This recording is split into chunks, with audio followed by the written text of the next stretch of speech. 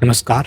आज से हम शुरुआत करेंगे एक नए करंट अफेयर्स की, जो सरकार के द्वारा जारी किया गया एक सर्वे है, जिसके माध्यम से हमें ये बताया गया है कि हमारे देश के भीतर मज़दूर हो, महिलाएँ हो, चाहे सेक्टर हो जिसमें विनिर्माण सेक्टर हो, खेती हो, हर एक चीज़ को लेकर, उनके रोज़गार को लेकर कुछ आंकड़े दिए गए हैं जो एग्ज़ाम में पूछ लिए जाते हैं।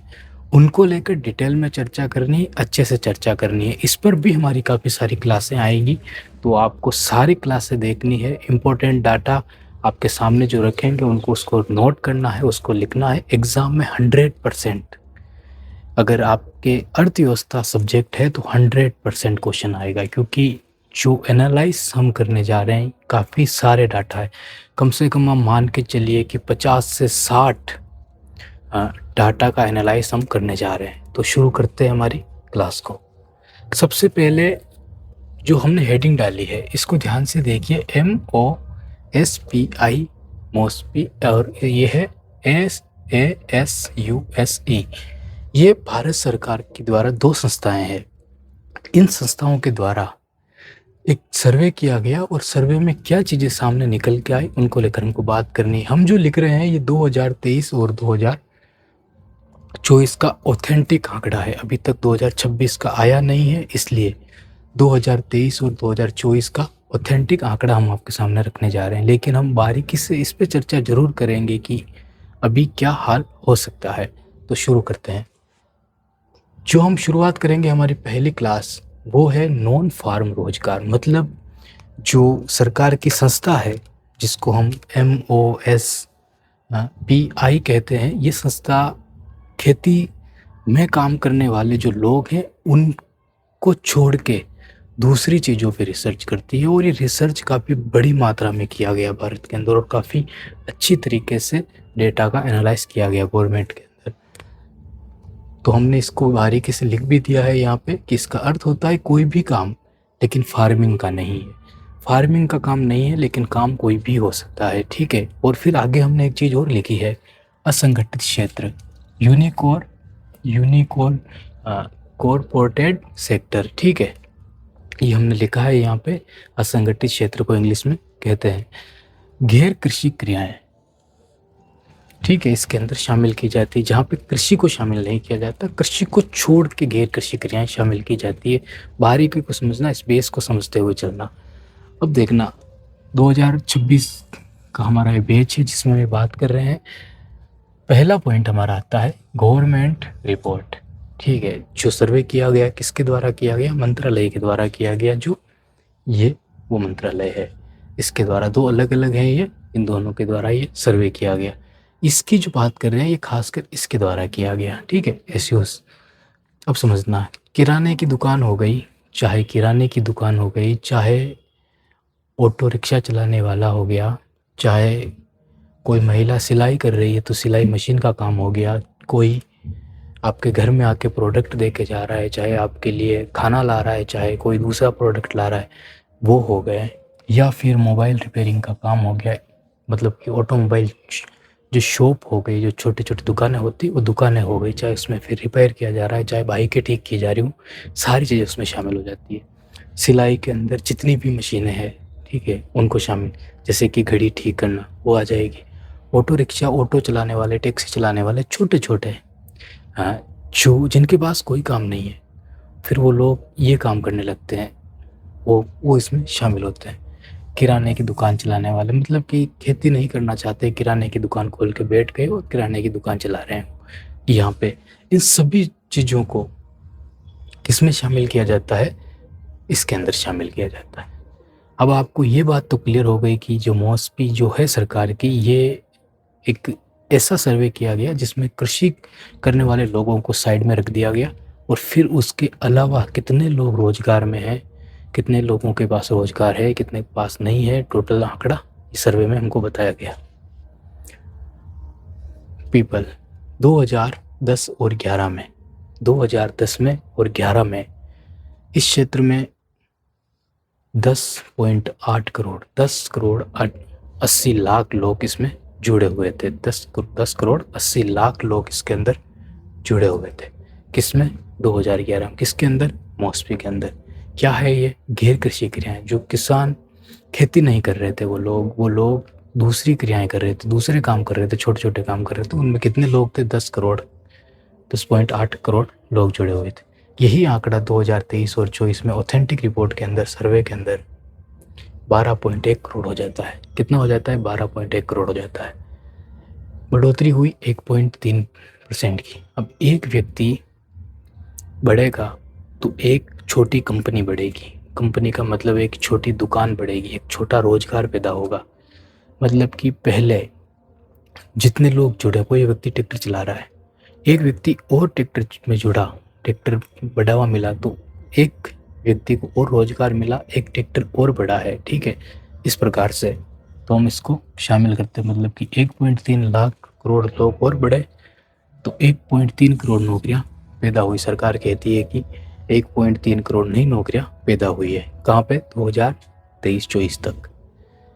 इसमें जो ग्रामीण क्षेत्र है, वो ग्रामीण क्षेत्र के अंदर ध्यान से समझना इस बात को, 7.8 करोड़ लोग, जो टोटल 12.1 करोड़ लोग हैं, 12.1 करोड़ लोग हैं, इनमें से 7.8 करोड़ लोग तो सिर्फ ग्रामीण क्षेत्र से है।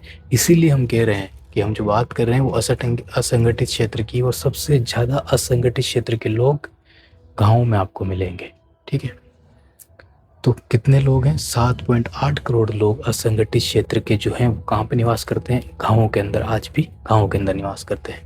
शहर में जनसंख्या काफ़ी कम है और मात्र 4.28 करोड़ की जनसंख्या हमको देखने को मिलती है। 4.28 करोड़ लोग जो हैं वो गाँव में रहते हैं, शहरों में, और बाकी कितने?